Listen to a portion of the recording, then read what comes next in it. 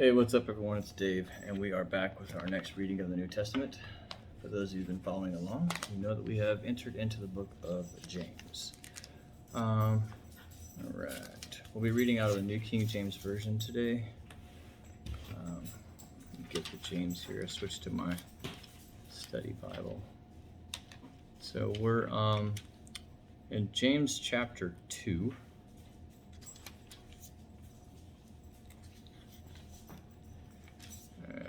There we go.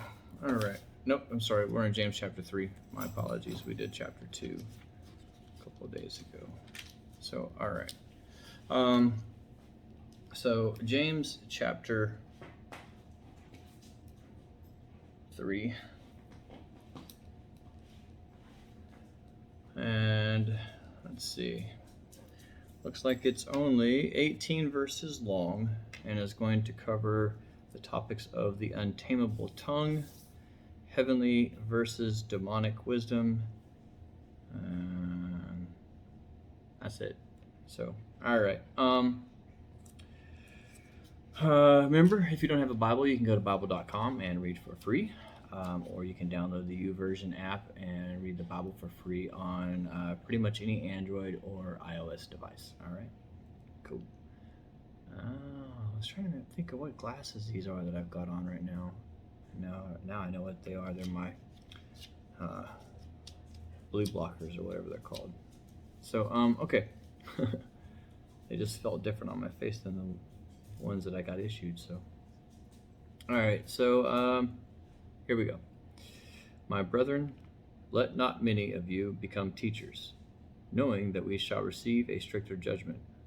For we all stumble in many things. If anyone does not stumble in word, he is a perfect man, able also to bridle the whole body. Indeed, we put bits in horses' mouths that they may obey us, and we turn their whole body. Look at ships. Although they are so large and are driven by fierce winds, they are turned by a very small rudder wherever the pilot desires. Even so, the tongue is a little member and boasts great things. See how great a forest a little fire kindles. And the tongue is a fire, a world of iniquity. The tongue is so set among our members that it defiles the whole body and sets on fire the course of nature, and it is set on fire by hell.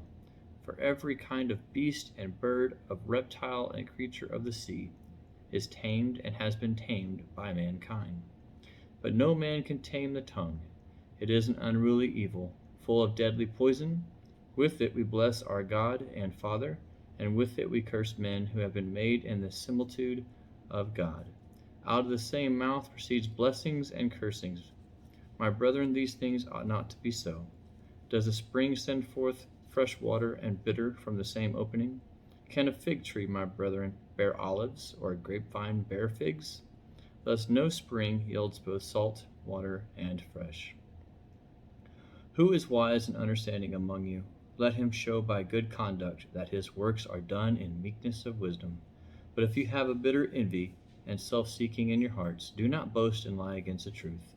This wisdom does not descend from above, but is earthly, sensual, demonic. For where envy and self-seeking exist,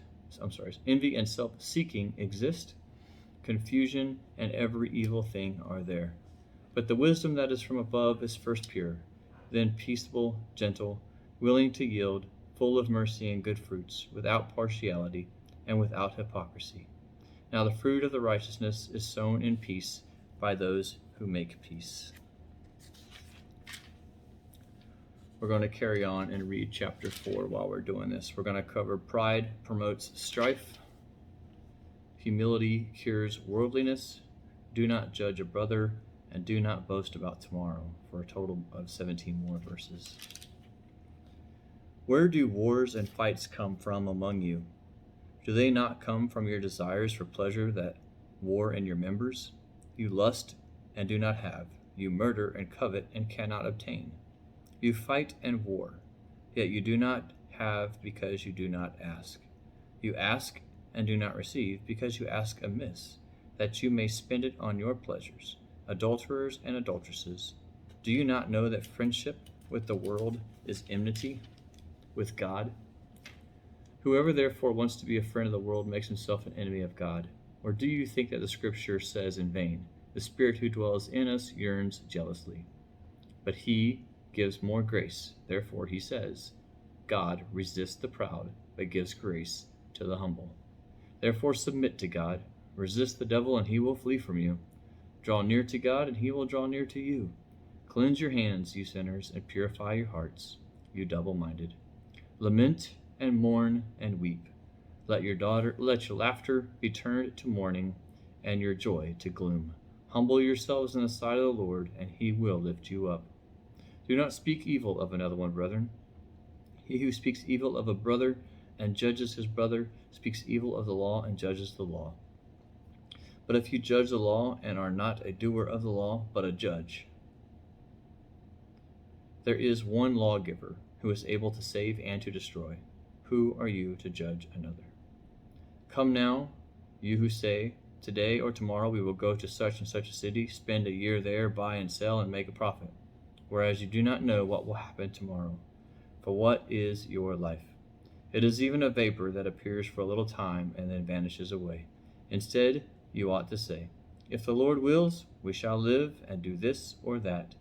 But now you boast in your arrogance. All such boasting is evil. Therefore, to him who knows to do good and does it not, to him it is sin. Thank you so much for joining me on reading chapters 4 and 5 of the book of James. I hope that you enjoyed it. I know I did. So thanks so much. Hope you guys have an amazing, what is today? Wednesday. All right. From Central Texas, God bless. When life keeps falling and wonder where he is in all this mess, he's right there to guide you. Unseen, you're not